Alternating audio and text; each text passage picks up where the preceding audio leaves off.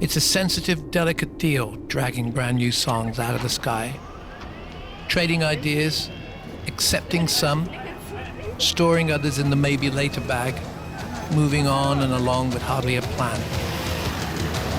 During the Zepp years, I never imagined a full-scale album project without the other guys, and even less the idea of new writing partners. But then, since 1981, I've enjoyed many amazing, exciting musicians in the sharing, in the writing, in production and engineering.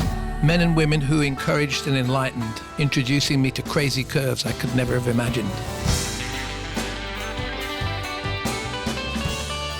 For this podcast, I'm going to be picking out some songs from here and there along the way, mixing constant shifts in sound and intention from across this long old time.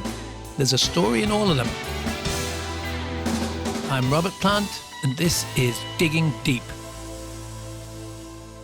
Hello and welcome to this episode 6 of Digging Deep with Robert Plant. My name is Matt Everett, and as you may know if you've heard the show before, this is the podcast where Robert Plant digs into his incredible back catalogue and picks one song to focus on and kind of study and talk about where the inspiration came from, the people he played with, and the kind of the legend behind the creation of some of these brilliant pieces of music. Before we get stuck in, we do have to say thank you for continuing to listen to the series. It's something of an honour to do these. As you know, it's something that Robert really wanted to do himself, to kind of start documenting these tracks from his history, and to see how popular the shows have become, it's pretty great. So thank you very much. So in this episode, we turn our attention to an EP, in fact, not a song or a full album, but an EP released in September 1984. Now, it was made up of cover versions, all sung by Robert, but with this killer band of incredible musicians. And the thing is, this EP focused on a very specific era of classic American doo-wop and jump blues. Here's Robert explaining more.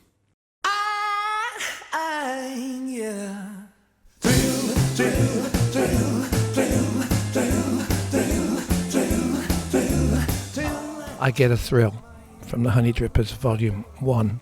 So why is that song on this list? Well, the whole concept of the Honey Drippers is it's a very charming story. When Ahmet Ertegun and Jerry Wexler signed with Herb Abramson in 1968, they did a deal with Peter Grant, and Led Zeppelin signed to Atlantic Records.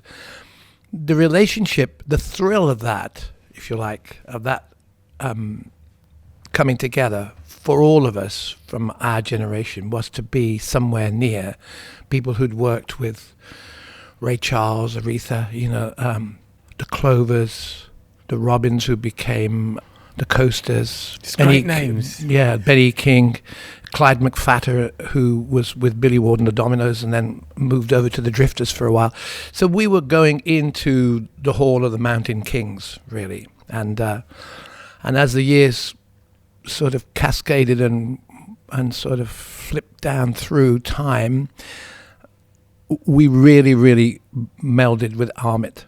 I mean, I don't know whether or not he did us any favors. I don't think he did, if I think back now at the kind of way the structure was in the game there in the 60s and 70s. But he had a smorgasbord. He had a whole portfolio of people that he knew from the real serious good musicians, from the modern jazz quartet, right through. So Ahmet would hold parties. Led Zeppelin would demand a party in New Orleans because that was probably one of the biggest cities of influence to us, with people like Aaron Neville, Lee Dorsey, Professor Longhair, Earl King, Snooks Eaglin, Jesse Hill, Chris Kenner.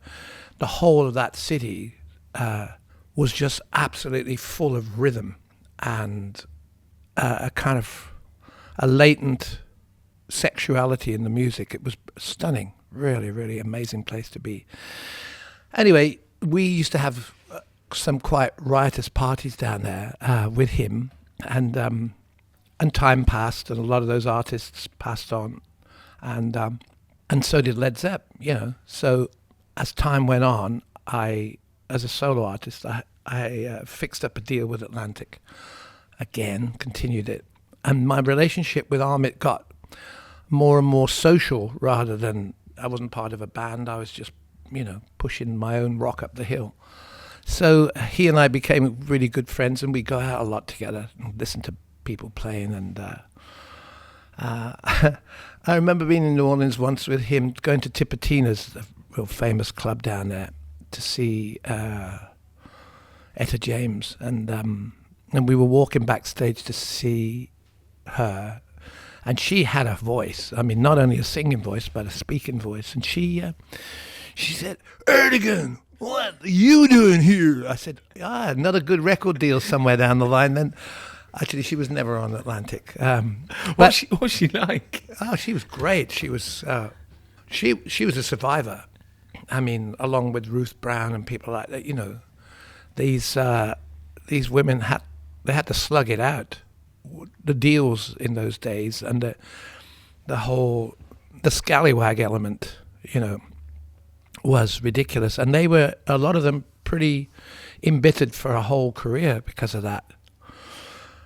Everything changes if you think about the contemporary world today and the whole idea of shift in music conceptually. I mean, the avenues of access, the whole windows of opportunity for artists are based on, I suppose, entrepreneurs pointing music at in a particular direction. Well, black music in the 50s and early 60s was going everywhere. It was breaking all the kind of racial barriers. Alan Freed and people like that were playing black rock and roll on white stations, and the whole thing was like frontier land. So some of these artists were amazing. I mean, because they'd gone through all that crap and all that stuff, and they'd still survived, and they were doing better than they ever did in their heydays, some of them, So anyway, I used to go out with Amit and hang around talking, and I remember one night I went out with him and Phil Spector in New York, and we were in a club somewhere, and we decided it was time to sing the outros of famous vocal music from the late 50s and early 60s. So we only sang the ends of the songs, and you can imagine how hysterical it would be. Amit didn't have a great voice, but he knew all those. The fade out of a 45 in 1960 was when the singer could break away from regular melody and disappear into this great abstraction, I suppose. So anyway, he said, because the myth of Spector is of what's the best way of putting it, an unpredictable gentleman. Was that the case, really? Well, I don't know. I didn't live with him. I mean, I just spent time around him and Amit, and it was, I guess, it was kind of not a mutual admiration society, but we know our stuff, and so there was no gamesmanship or nothing like that. We were just kicking back and thinking about what Gene Pitney would have done next, And so Amit kept saying to me, "Man, why don't you stop all this weird shit and just do some of those songs?" He said, "You've got an encyclopedic memory and a reference to 50s jump blues and doo-wop and stuff like that. And as a singer from my time, I'm sure that if you spoke to anybody else, like from who was beginning when I began, say Rod Stewart, listening to the Soul Stirrers and Sam Cooke and all that, Mel Carter and all those people, and Elton Jagger with his vocal approach, we were all listening to people from that particular time, So he said, "You keep on singing these songs, it's driving me nuts." He said, "I can get anybody in the studio to play them. Why don't you sing them?" So I did. My baby make me all feel so good. Will she hold me or drive me back? When you do the little things you do. I feel like... It's quite a band. Yeah. What can you remember from if I arrived in the studio for one of the recording sessions of that album, who would I see? What would be the vibe in there? Well, the vibe was, let's get it going quick and hurry up. So Jeff Beck and Jimmy Page and Nile Rogers played alongside the rhythm section. It's funny, really, because it was so nonchalant as a recording in New York when we did Good Rockin' at Midnight, which is a great track. Actually made the top 30 singles in America. And Sea of Love was my biggest solo hit ever. I mean, I've heard better versions of it, but there we go. But Jeff came in, he put a little amp on a table, and it was probably about 3 yards from the drum kit. But we just started playing it. Of course, in the cans, in the headphones, it just sounded almighty. So we just cut the track.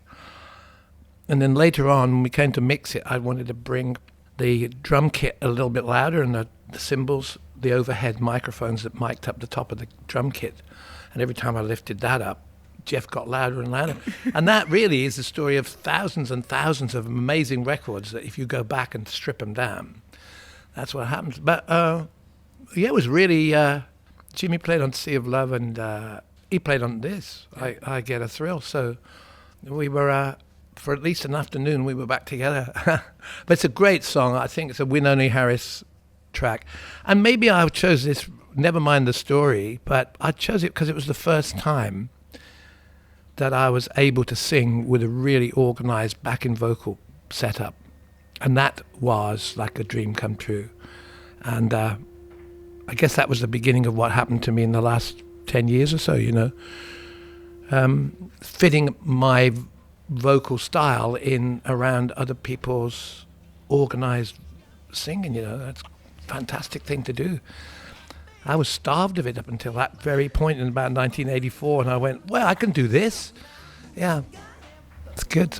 Ooh, wow, I get three, head down to my toe. Treat me tender.